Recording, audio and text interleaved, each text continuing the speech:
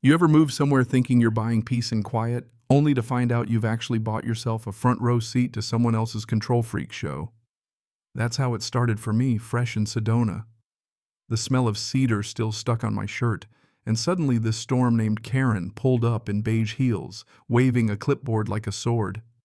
She had that look, you know, the kind only people who sell houses or file audits wear, plus a welcome smile so fake it ought to come with a warning label. I barely had a week to unpack before her silver Lexus rolled up slow in smug dust trailing, as if the gravel itself was in her HOA's jurisdiction. I was just finishing the bookshelf outside Timber, my half-mutt dog snoring like an engine by my feet, when she walked up uninvited. "Mr. Cross?" she chirped.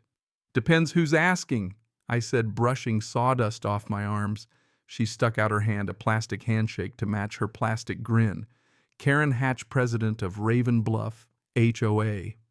She hands me a folder thick with bylaws, payment forms, even a color-coded chart for aesthetic compliance, whatever that's supposed to mean, and right up front a bill for $300 orientation fee. I shook my head, grabbed my deed, pointed to the line that said I wasn't legally or otherwise under her HOA. Twice checked with the county and the title folks, I said my land's out. Karen's eyes tightened, but the smile stayed like she'd practiced in a mirror. "Our charter allows for including neighboring parcels," she said, "when ownership changes. Keeps things orderly." I told her flat out, "You can't just annex me because you feel like it." She pressed her lips, started in about community integrity and shared services, but I cut her off. "Not signing, not interested. I pay taxes, I build stuff, I mind my own business." Timber barked right on cue. Karen straightened. "I hope you're not planning to disrupt the harmony here. Only harmony I'm looking for is peace and quiet on my own land." She lingered, measuring how much pushback she'd get. Then she spun no goodbye, left me with a cloud of dust and an uneasy feeling in my gut.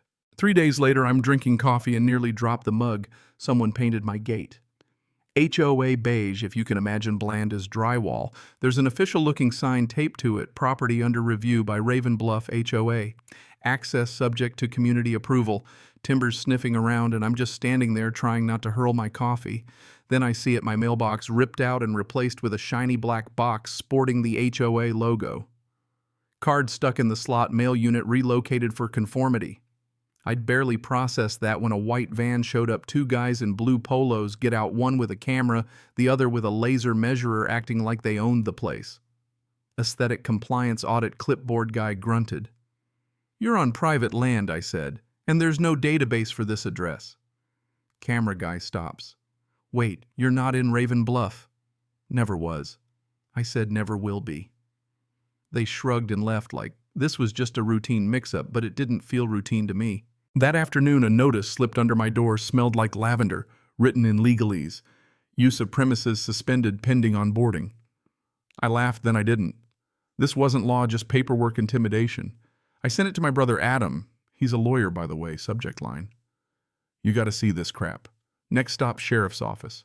Deputy Jace listens. Shrugs. "No break-in. Nothing stolen, no threats. We're in a gray area until there's actual damage.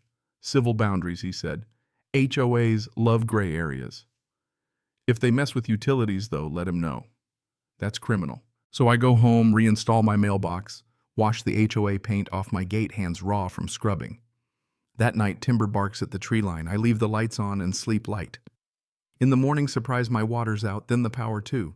Turns out someone filed a service suspension on my behalf. Utility company says they got an HOA authorization digitally signed. I asked for the file, and there it is, my name in a signature box, blue script, a forgery as obvious as a neon sign. I'm fuming. Utility company needs 72 hours to restore service, so it's me, Timber, and a cold shower from the rain barrel for a couple days. That night, I call Adam. He curses, which he never does, then gets to work, emergency injunction, restraining order, the whole 9 yards. I install trail cameras, cook dinner on a propane stove, and watch for the next move. Next morning, a drone shows up hovering over the property like it's casing the joint. I grab my slingshot, knock it out of the sky, and wouldn't you know, stamped right on it, Property Survey Unit HOA Oversight. By the time the sun's up, there's a flatbed outside my gate, crew in orange vests, hammering stakes into my land, temporary boundary adjustment. I tell them to leave, they see the look in my eye and Timber's stance, and they hightail it out of there. Karen comes back this time with some junior lawyer type in a blazer. She wants a visual inspection for integration. You're not getting past the gate, I tell her. You've already trespassed and forged documents. Next time I'm calling the sheriff for harassment. She gives me that plastic smile and says, you can't live cut off from the community forever. I tell her, this isn't a community, it's a cult with a landscaping fetish. That night, Adam files for a restraining order and dumps a pile of evidence on the court drone footage photos, timestamps, everything. Next day, 2 sheriff's cars pull up, no sirens, but plenty of presents. They want to inspect for hazardous materials after an anonymous complaint. Guess who? I show them around, nothing dangerous unless you count my chisel collection. Older deputy glances at my deed nods and says, sorry to trouble you, but you're not the first to have issues with that HOA. Later, Karen goes full theater, gathering neighbors by my fence, bullhorn in hand, making speeches about unity and rogue properties. Except this time, the crowd's not buying it. Someone shouts out, didn't you shut this guy's utilities off? Another brings up harassment. Suddenly, Karen's sermon turns into a Q plan A she can't win. The whole thing fizzles. Adam calls, turns out the county's opening a review freezing HOA action against anyone not on the rolls. But Karen's not done. I get a cease and desist from the so-called Neighborhood Integration Council, which is really just Karen's return address warning of a $50,000 fine if I don't play along. Adam's eyes light up, says it's extortion wrapped in bureaucracy, and files for a court order. Then the dominoes fall. Court date set. Judge known for hating property fraud subpoena hits. Karen's served in person. The courtroom's packed. Reporters, neighbors, you name it. Adam lays it out. Karen forged documents, impersonated city authority, targeted people never in her HOA. Her lawyer tries to blame pursuit of order. Doesn't stick. Then the witnesses, Susan, who got triple billed for putting out a bird bath, Richard hit with $20,000 in integration fees. A young couple fined for unauthorized pet usage when they only have a goldfish. Then the document analyst shows maps. Karen faked property boundaries with Photoshop and overlaid fake HOA zones on deeds.